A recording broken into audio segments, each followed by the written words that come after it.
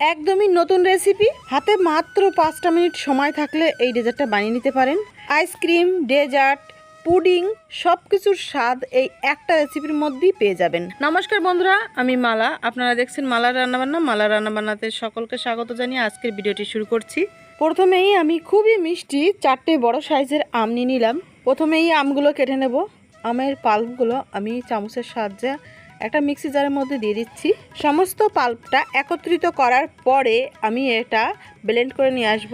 মিক্সারটা just একবার একটু চালিয়ে বন্ধ করে নিয়ে আসলেই এটা কিন্তু খুব সুন্দর আমের পিউরি তৈরি হয়ে যাবে। আর এই আমের মধ্যে কিন্তু আমি চিনি দিলামই না, কারণ আমটা খুবই মিষ্টি।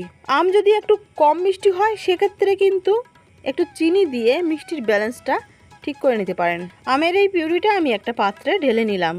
এবার আমি একটা বাটিতে সামান্য একটু জল নিয়ে এর মধ্যে 1 চা চামচ কর্নফ্লাওয়ার ভালো করে গুলে নেব। কর্নফ্লাওয়ারটা ভালোভাবে গোলা হয়ে গেছে। আপাতত এই স্যালারিটা আমি একটু সাইডে রেখে দিচ্ছি। এদিকে আমি একটা কড়াইয়ের মধ্যে 750 ml দুধ আগে থেকে জাল করতে বসেছিলাম। দুধটা কিন্তু খুব সুন্দরভাবে জাল হয়ে এর পরিমাণটা অনেকটা কমে গেছিল। কর্নফ্লাওয়ার স্লারিটা দেওয়ার সঙ্গে সঙ্গেই দুধটা আরও অনেকটাই কিন্তু গাঢ় হয়ে যাচ্ছে। মিষ্টির জন্য আমি 4 চা চামচ চিনি দিয়ে দিলাম। তারপরে আবারও এই মিশ্রণটা নাড়াতে চাড়াতে কিছুক্ষণের মধ্যে দেখা যাবে এটা অনেকটাই ঘন হয়ে গেছে। আর আমি এই যে দুধের যে মালাইটা তৈরি করলাম এটা খুব সুন্দরভাবে তৈরি হয়ে গেছে। টোটাল আমি 4 মিনিট রান্না করেছি।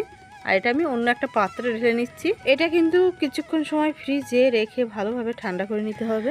আমি ভিডিও বানানোর জন্য খুবই ব্যস্ত, সেই কারণে আমি বেশিক্ষণ রাখতে পারলাম না। আর আমার এই দুধের মালাইটা কিন্তু ভালোভাবে ঠান্ডাই হয়নি, তবু আমার দেখাতে তো হবে, সেই কারণে আমি পরিবেশন করেই দিলাম। আর এই দুধের মালাইয়ের মিশ্রণটি একটু গরম আছে, সেই কারণে উপর দিয়ে দেখতে পাচ্ছেন ধোঁয়াশা ধোঁয়াশা ভাব। এই মালাইটা একটু গরমই আছে, ওই কারণে এরকম দেখাচ্ছে। এটা কিন্তু খুবই স্বাস্থ্যকর একটা খাবার এবং চটজলদি বানানোও যায়। ছোটদের তো ভীষণ পছন্দ হবে, সাথে সাথে বড়দেরও কম পছন্দ হবে না। তো এটা যদি একটু ঠান্ডা করে খাওয়া যায় তাহলে কিন্তু একদম অমৃত লাগবে।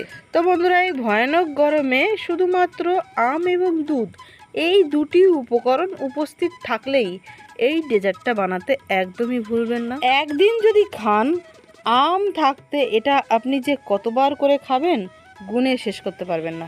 সব থেকে ভালো ব্যাপার, এতে কোনো ঝামেলা নেই, আর যে কোনো কেউ বানাতে পারবে, খুবই অল্প সময় লাগবে। আর এটা বানালে খারাপ লাগার কিন্তু কোনো চান্সই নেই। আর এটা বানিয়ে খুব সুন্দরভাবে যদি একটু পরিবেশন করেন তাহলে খেতে তো আরও ভালো লাগবে। আর উপর থেকে এই যে বাদামের স্লাইসগুলো দেওয়া আছে, এটার জন্য খেতেও কিন্তু খুবই ভালো লাগে। তো বন্ধুরা, আমার আজকের এই সহজ সরল খুবই সিম্পল রেসিপিটি আপনাদের যদি ভালো লেগে থাকে, ভিডিওটিকে অবশ্যই একটা লাইক করবেন। মালার রান্নাবান্নাতে নতুন দর্শক হয়ে থাকলে চ্যানেলটিকে অবশ্যই সাবস্ক্রাইব করে রাখবেন। আমি ফিরে আসছি আরও একটা নতুন স্বাদের রেসিপি ভিডিও নিয়ে। ততক্ষণ সবাই খুব ভালো থাকবেন, সুস্থ থাকবেন।